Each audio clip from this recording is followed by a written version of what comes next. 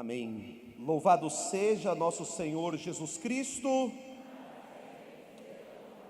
Eu queria, antes mesmo de me apresentar, confirmar essa moção que o Espírito já colocava no coração da Rita, sobretudo quando ela insistentemente falava de nós sermos terra fértil. Um irmão, há cerca de 1 hora atrás, ele veio até mim e disse assim: estou orando pelo momento que você vai conduzir, e o Senhor me deu uma passagem, Ezequiel capítulo 36, versículo 9, e esse texto vai dizer assim: com efeito eu venho ter convosco, volto para vós, e vós sereis lavrados e semeados. Amados, nós só podemos semear para dar fruto numa terra que é fértil. E louvado seja Deus, eu não tinha falado nada com a Rita, e eu creio que essa moção vem diretamente do coração de Deus para o nosso coração nesta tarde de hoje. Amém? Vamos aplaudir ao Senhor, Ele é digno de toda a honra. Aplauda mais forte, Ele é digno de todo o nosso louvor e de toda a nossa adoração. Gente, boa tarde a todos. É uma alegria poder estar aqui. Eu não vou pregar, nós vamos aqui conduzir um momento, mas eu vou trazer uma breve fala, e eu creio que, em nome de Jesus, eu posso assim dizer que nós já estamos fazendo história. Esse momento é marcante. Gerações que virão após nós darão testemunho daquilo que nós vamos viver neste momento. Eu sou Anderson, sou da Diocese de Campo Limpo, sou fundador da comunidade Rua Adonai. Como a Rita disse, neste momento, neste tempo, quis Deus que conduzíssemos um trabalho extremamente desafiador, mas muito gratificante, dentro da renovação carismática católica do nosso estado de São Paulo, conduzindo ali dentro da comissão da unidade o diálogo ecumênico. E eu queria convidar você, abra sua Bíblia no Evangelho de João, no capítulo 17, versículo do 20 em diante. Evangelho de João, capítulo 17, versículo do 20 em diante. João capítulo 17, versículo do 20 em diante. Aqui o próprio Jesus vai dizer para nós assim: não rogo somente por eles, mas pelos que, por meio de sua palavra, crerão em mim, a fim de que todos sejam um. Como tu, Pai, está em mim e eu em ti, para que eles estejam em nós, para que o mundo creia que tu me enviaste. Eu lhes dei a glória que me deste, para que sejam um como nós somos um. Eu neles e tu em mim, para que sejam perfeitos na unidade, e para que o mundo reconheça que me enviaste e os amaste como amaste a mim. Queridos, vamos dar uma salva de palmas mais uma vez para a presença de Jesus na Sagrada Escritura. Ele é palavra de Deus para nós. Amados, o texto que nós lemos deste capítulo 17 do Evangelho de João, ele é muito conhecido, o capítulo 17 num todo, como a oração sacerdotal de Jesus. E esta oração sacerdotal, ela está dentro de um conjunto que começa lá no capítulo 13, a partir do versículo 31, que é chamado de discurso de despedida de Jesus. No antigo judaísmo, um mestre, quando ele pressentia o seu fim, quando ele tinha a ciência que sua missão estava chegando ao fim, o mestre reunia os seus discípulos para fazer a leitura do seu testamento. Nós entendemos que esse discurso de despedida, ele traz para nós o testamento de Jesus. Num testamento, irmãos, o que nós encontramos? Num testamento, nós encontramos ali uma herança que nos é deixada. E esse texto do discurso de despedida, ele é profundo, porque nós percebemos, por exemplo, lá no capítulo 16, que Jesus, ele promete o Paráclito sobre os seus discípulos. E assim entendemos que o Paráclito, ele também nos foi dado por Jesus como uma herança deixada a cada um de nós. No texto específico que nós lemos, nós vimos Jesus falando a respeito da unidade. Nesta oração que Jesus faz, ele intercede por aqueles que creem e ele intercede pelas gerações futuras, por aqueles que ainda viriam a crer pelo poder da palavra. E ele vai deixar expresso para nós que é seu desejo de que todos nós sejamos um, que sejamos perfeitos na unidade, para que o mundo creia que realmente Jesus foi enviado do Pai. E onde que eu quero chegar? Se nós estamos num contexto de discurso de despedida, se nós estamos num contexto de leitura de testamento, de transmissão de uma herança, nós podemos dizer que a unidade entre nós, discípulos de Jesus, a unidade entre nós cristãos, ela é vontade de Deus e ela foi deixada como herança para cada um de nós. Amados, isso aqui é muito profundo, isso aqui tem que nos levar a refletir, de fato, como nós estamos vivendo a unidade. E aqui eu queria dizer, num todo, eu vou chegar na questão ecumênica, eu vou chegar na questão da unidade entre nós, católicos, com os nossos irmãos evangélicos, mas é oportuno também nós entendermos o seguinte, que é fato, a unidade, ela tem que ser vivida em todas as realidades nas quais nós estivermos. A unidade, ela precisa ser vivida dentro da nossa casa, dentro de um ambiente de trabalho. Também todos aqueles que trabalham naquele lugar precisam estar unidos no mesmo objetivo. Dentro da comunidade paroquial, também essa unidade, ela precisa ser vivida.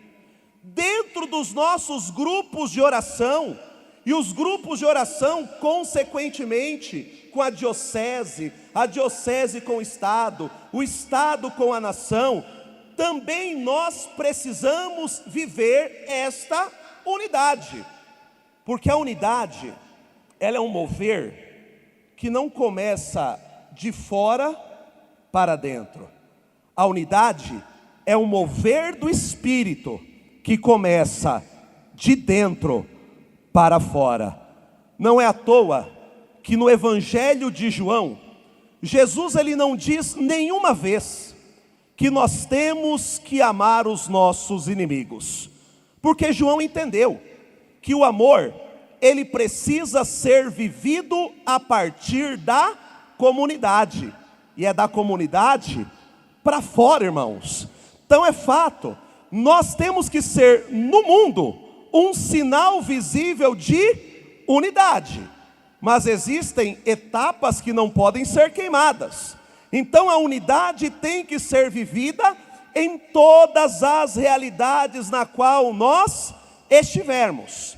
Primeiro ponto que eu quero aqui deixar bem claro: a unidade, ela é vontade de Jesus para nós. Amém, irmãos? Olha para quem está do seu lado e diz assim: a unidade é vontade de Jesus para nós. Amém? Amados, se a unidade, ela é vontade de Jesus para nós, consequentemente aquilo que se opõe à unidade não é vontade de Jesus para nós. Se opõe à unidade, à divisão. E o próprio termo de divisão, ou divisor, vem ali do grego, diabolos, que vai dar origem ao nome diabo, que significa exatamente aquele que divide. Irmãos, eu quero ser bem direto com cada um de vocês que estão aqui e dizer que não adianta nós nos iludirmos e acharmos que ali a divisão, ela contenta o coração de Deus. Não adianta nós acharmos que Deus se contenta com as nossas guerras, com as nossas divisões. Da mesma forma que quando uma nação está em guerra contra outra, isso traz tensão e nos preocupa. Da mesma forma que quando você olha para dentro da tua casa e vê a tua casa completamente dividida, vê a tua casa em guerra, você não gosta daquela situação, aquilo te incomoda. Como filhos de Deus, nós precisamos entender que nosso Pai, Ele não se contenta ao nos ver divididos. Amém, irmãos?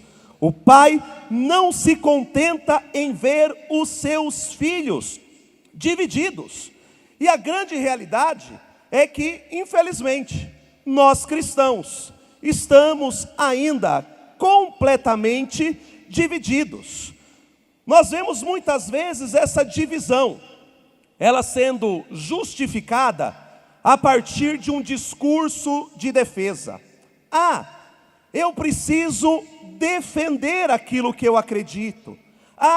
Eu preciso me posicionar. Aí nós adotamos um discurso de ódio, com palavras completamente agressivas, e achamos que Deus se contenta com a guerra santa que nós estamos fazendo. Amados, nós precisamos ser sinceros com nós mesmos. Essa divisão não agrada o coração de Deus. E chegamos num ponto que não dá para nós ficarmos caçando os culpados pela divisão. São 5 séculos, irmãos, de uma profunda divisão entre nós. Não é vontade de Deus, não adianta nós caçarmos culpados, nós precisamos percorrer o caminho da unidade. E a igreja, desde o Concílio Vaticano II, ela desenvolveu uma teologia, chamada de teologia da unidade. E essa teologia da unidade, ela tem 3 pontos, que vai trabalhar para nós assim. A unidade, primeiro, ela provém da Trindade, porque na Trindade está todo o princípio de comunhão. A igreja é o segundo ponto, ela é ícone da Trindade, então ela precisa ser no mundo sinal de união. E o terceiro ponto dessa teologia está na humanidade redimida, que é chamada a fazer parte do corpo de Cristo. Trabalhando rapidinho o primeiro ponto, a questão ali da Trindade enquanto princípio de comunhão, existe um termo que vai definir ali a comunhão trinitária, a partir do termo koinonia. E a igreja, nos seus movimentos, nos seus documentos, quando vai falar sobre a unidade, ela é bem clara, e ela nos dá um caminho, e ela diz que o ecumenismo é um mover de unidade no corpo místico de Cristo. O ecumenismo é um mover de unidade. E a igreja ela vai mais além. No decreto Unitatis Redintegratio do Vaticano II, a igreja diz que em relação ao movimento de unidade, devem participar os que invocam o Deus Trino e confessam Jesus como Senhor e Salvador. Quem aqui invoca o Deus Trino? Levanta a mão e diga eu. Glória a Deus. Quem aqui confessa Jesus como Senhor e Salvador? Levanta a mão e diga eu. Glória a Deus. Eu e você fazemos parte deste movimento de unidade. Amém, irmãos? Que fique bem claro que isso são palavras da igreja, irmãos. E por que eu estou aqui fazendo questão de me respaldar ou fundamentar na nossa doutrina católica? Para que nós entendamos que esse mover de unidade, chamado de ecumenismo, não é vontade específica de fulano, beltrano, ciclano.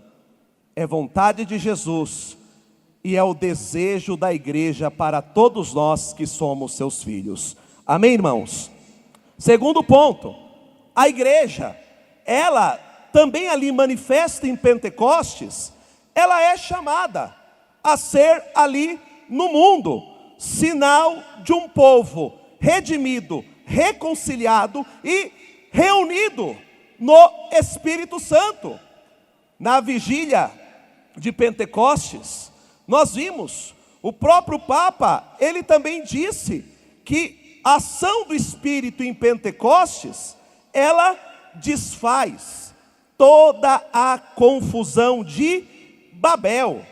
Amados, o Espírito Santo, ele gera uma pluralidade e uma diversidade na igreja.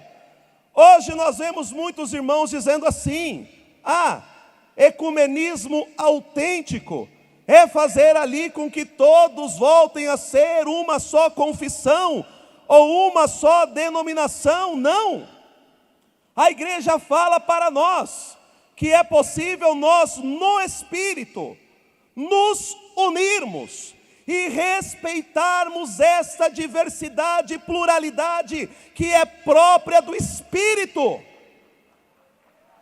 Pode aplaudir.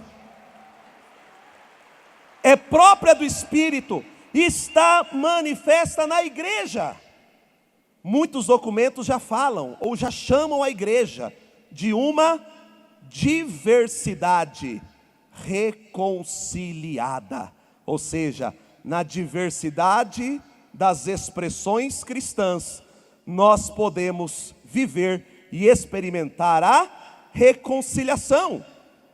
Queridos, e a humanidade, ali ela representa também esta igreja, que é reunida na unidade do Pai, do Filho e do Espírito Santo.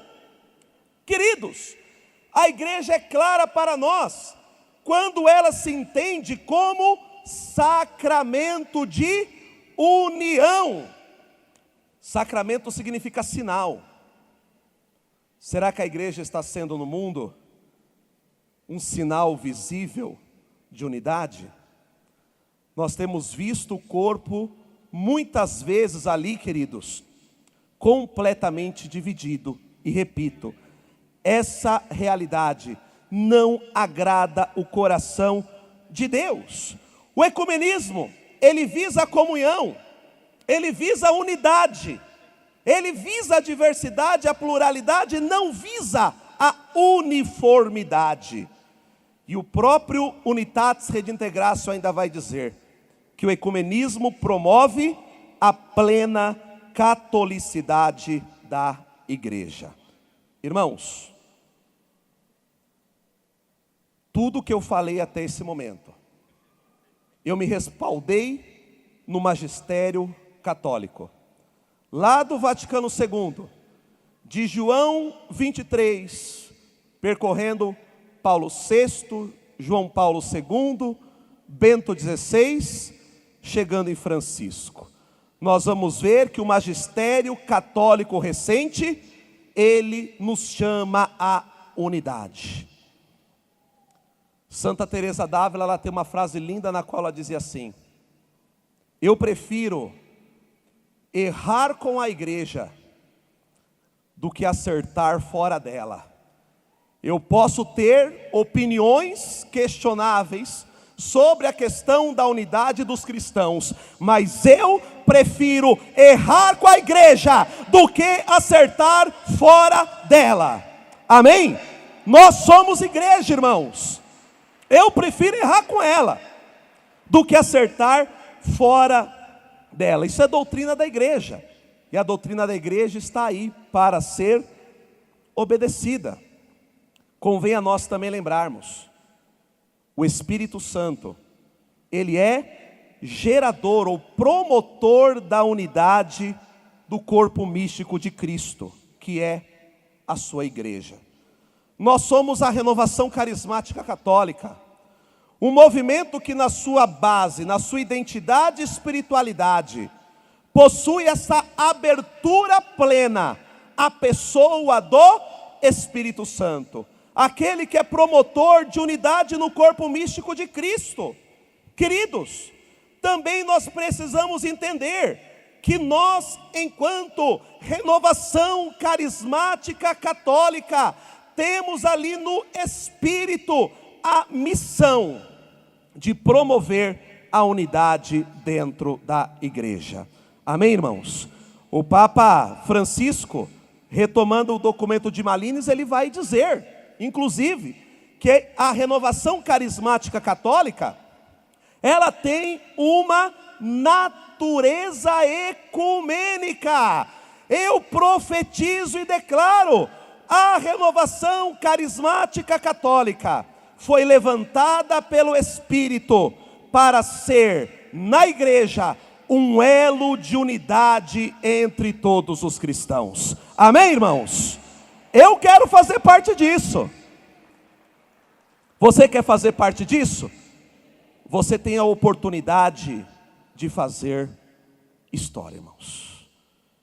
Nenhuma guerra agrada o coração de Deus. Sobretudo esta guerra que nós vemos muitos cristãos nos tempos atuais vivendo, se degladiando ali entre si.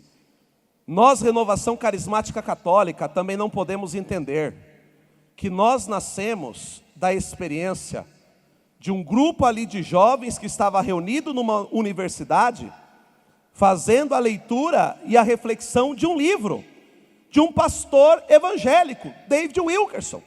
Livro que nós conhecemos muito bem, A Cruz e o Punhal. Amados, aqueles jovens, lendo aquele livro, se questionavam: por que que isso ainda não acontece dentro da nossa igreja?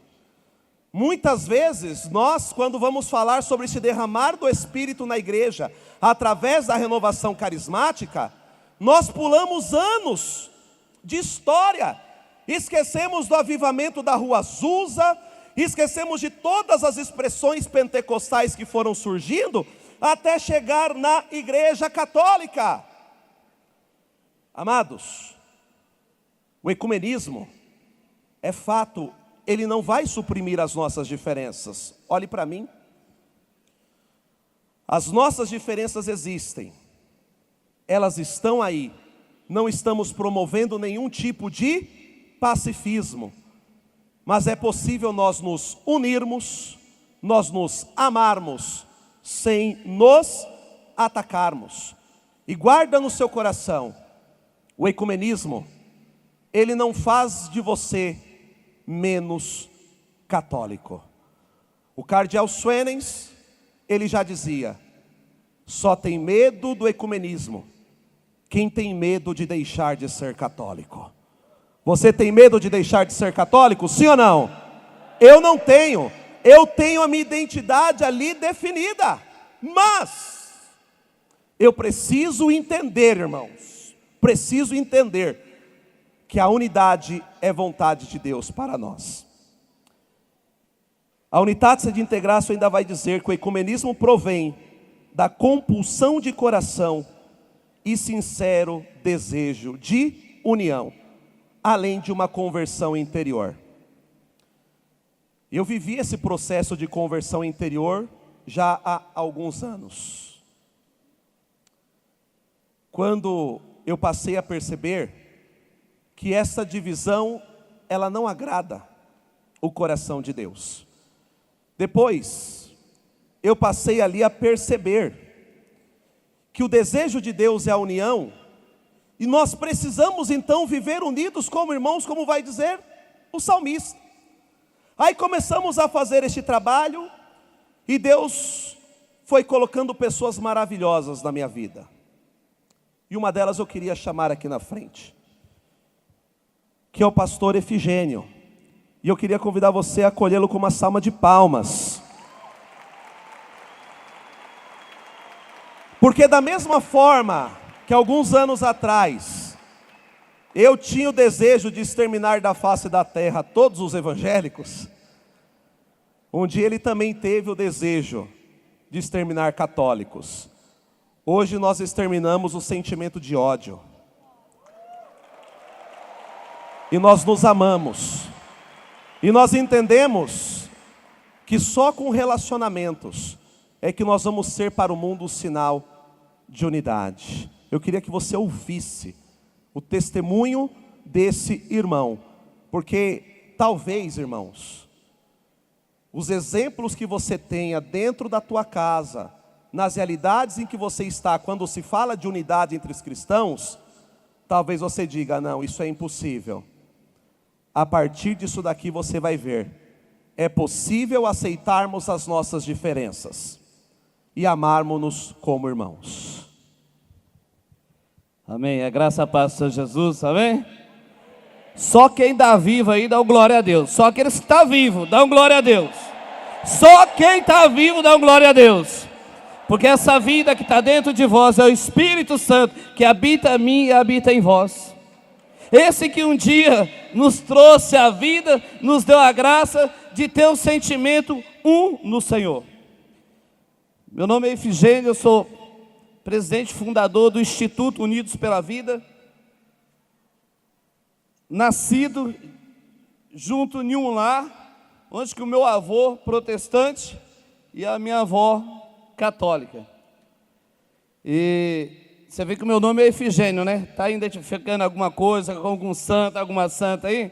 Então, para vocês entenderem um pouco da minha história. Quando minha mãe estava grávida, meu avô estava nas Caatingas da Bahia, né? Lá eles falavam Caatinga, lá no meio do mato, na roça, né? Evangelizando, levando o evangelho. E minha avó estava em casa e minha mãe com processo de parto. Só tem que eu estava atravessado dentro da barriga da minha mãe, não queria sair de lá de dentro daquela bolsa de jeito nenhum, né? E nisso aí a minha avó entra para dentro do quarto e ali ela começa a rezar e fazer uma promessa. Se fosse menina, o nome seria Efigênia. Então vocês viram que o tiro deu pela culatra, né? E nisso aí o meu avô chega de missão. E quando ele vê aquela situação, ele entra para dentro de um quarto, com um amigo dele chamado Agripino. E eles começam a orar. E meu avô pede para esse amigo dele começar a escrever, pegar punho. E nisso aí a minha mãe lá. Um foi para um lado, outro foi para o outro. E deixou minha mãe lá com as minhas tias na chapada e virando ela de cabeça para baixo lá, né? Para ver se eu virava lá e nascia. E de repente, minha avó saiu, meu avô saiu. Minhas tias, minha família, tudo, sei através dele essa história. E quando eu nasci, eles viram que tinha nascido um varão. Então, meu nome é Efigênio. E o meu avô, quando saiu do quarto, me entregou o evangelho na mão da minha mãe. Que sobre aquela família não existia divisão. Que ali, a minha herança, eu não ia ter parte na herança de fazendas, de terra deles. A minha herança era o Evangelho de João, proclamar a unidade do corpo de Cristo. Mas no decorrer de tempo da minha vida, nós viemos para São Paulo e eu me envolvi nas drogas. Bem cedo. Quando eu tinha aproximadamente uns 14 para 15 anos, houve uma situação na região que eu morava. Eles estavam me levando para um rio, tinha 5 pessoas lá esperando para me esquartejar. E os 2 que estavam me levando no meio do caminho, aí de repente eu escuto uma voz: meu filho amado, volta. E eu olhei aquela voz assim, irmãos, eu confesso, eu não tinha fumado nada ainda não estava doido ainda não, ainda estava consciente ainda. E aí eu voltei para trás. E aí decorrendo alguns anos, ainda continuei no processo. Aí eu conheci o Senhor no Evangelho, na denominação evangélica. E eu cheguei a um processo e crescendo, fui ordenado, levantado no pastoreio, no campo missionário em Minas Gerais. E nesse tempo, eu ia para as regiões de Mariana, Ouro Preto, Viçosa, Mariana, Ser Subterrada, Ribeirão das Neves, comunidade ali próxima à Praça da Sete, a Igreja São José, Praça da Liberdade. Mas eu ia com a caixinha de som na mão e um microfone que nem esse. Na hora que estava tendo a missa, irmão, eu vou falar para você uma coisa, eu sentava o porrete nos padres. Era verdade. E aí, passando um determinado tempo, aí eu fui parar no mundão. E assim que eu fui parar no mundão, quando eu assustei, eu já tinha perdido a sanidade total. Eu caí na droga, no crack. Cheguei numa situação da minha vida que eu fumava 60 pedras de crack por dia. Eu não reconhecia minha família, meus filhos, fiquei totalmente doido. Meu filho passava do meu lado e falava assim: pai, eu falei assim, eu não te conheço, quem é que você é? Você está doido? Eu não tenho filho não. E aí nesse tempo, eu conheci um homem, um policial, ele é católico, lá de Cotia, do quilômetro 26, do Dom Orione, do Cotolengo.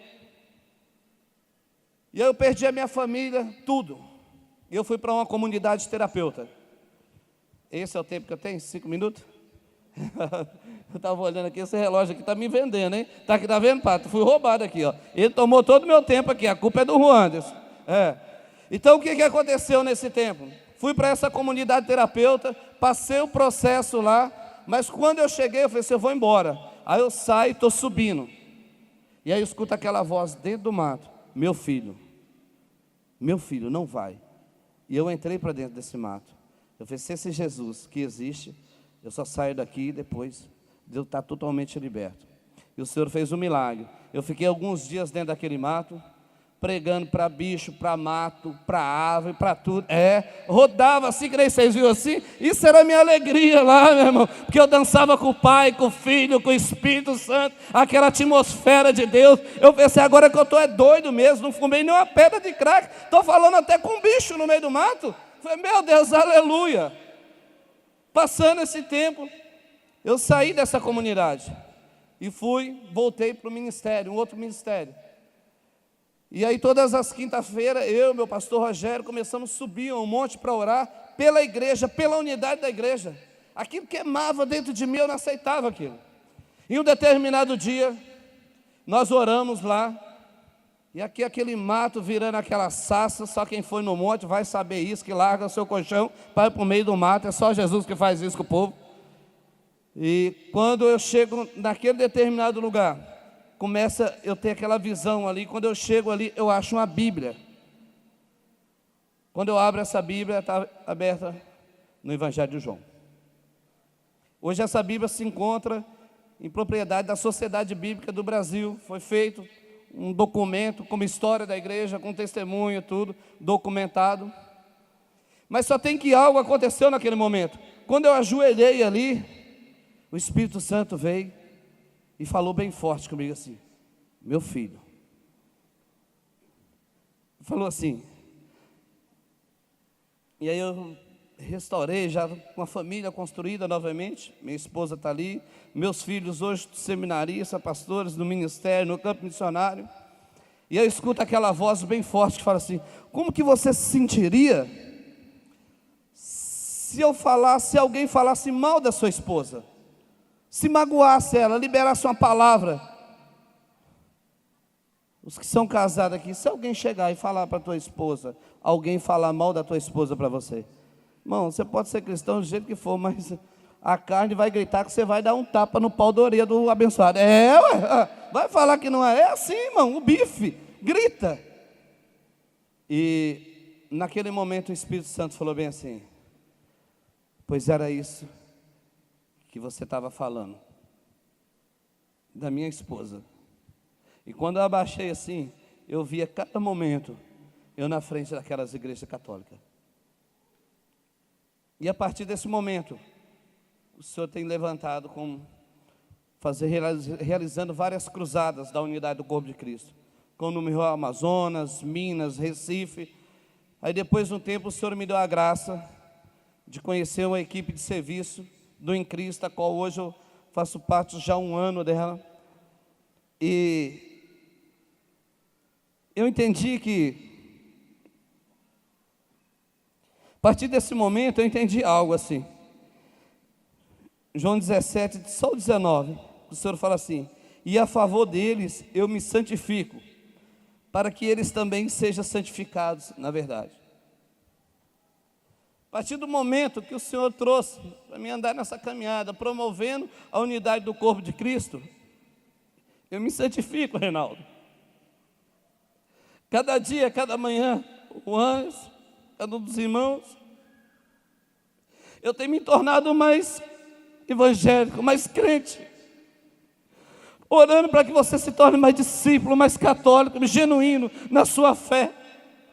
Nós não precisamos ficar pescando peixe no aquário dos outros. Nós precisamos estabelecer o reino de Deus pela unidade do corpo de Cristo da tua igreja. Há um só corpo, um só Espírito, um só Senhor. Cristo em vós é a esperança da glória. O mundo está aí, meu irmão, esperando que nós nos una para ele crer que o Pai enviou o Filho nesse tempo. E essa divisão tem destruído as famílias.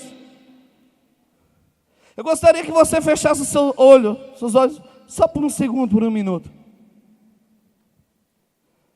Estou falando por mim aqui.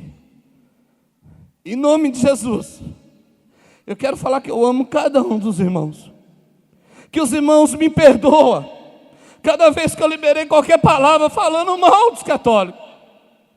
Mas também eu quero que nesse momento os irmãos possam refletir quantos irmãos você tem de sangue, pais, mães, sobrinhos, vizinhos, familiares, porque são crentes e a família está dividida.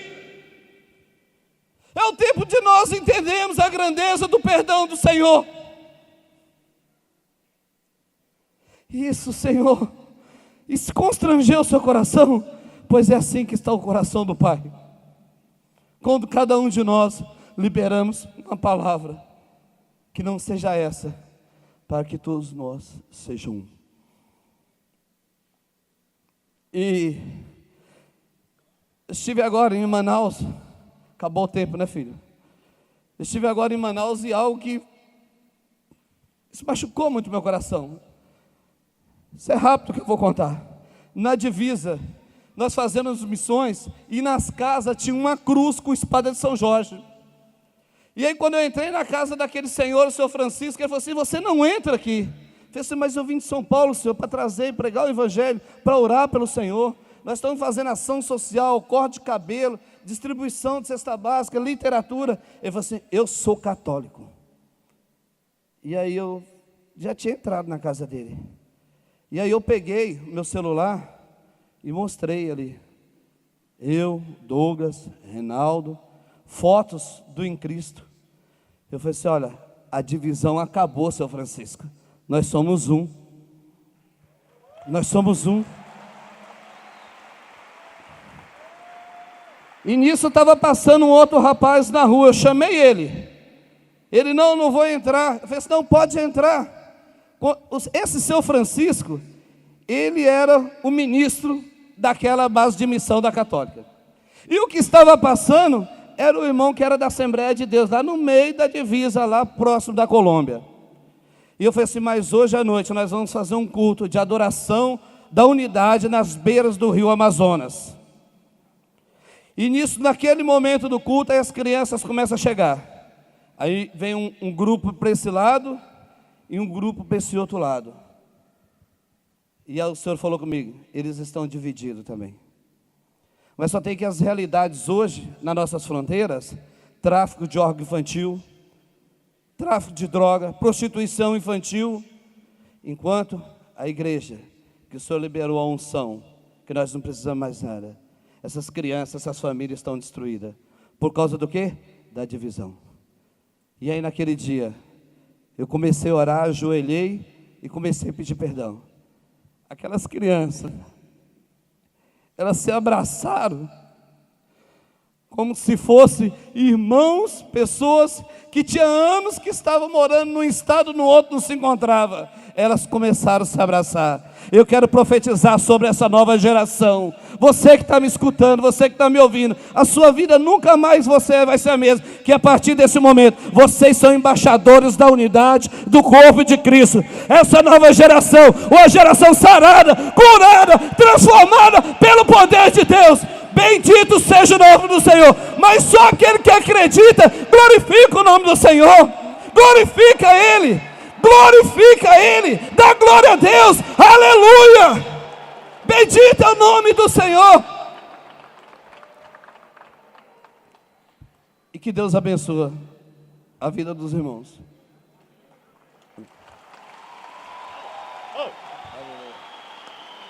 Glória a Deus.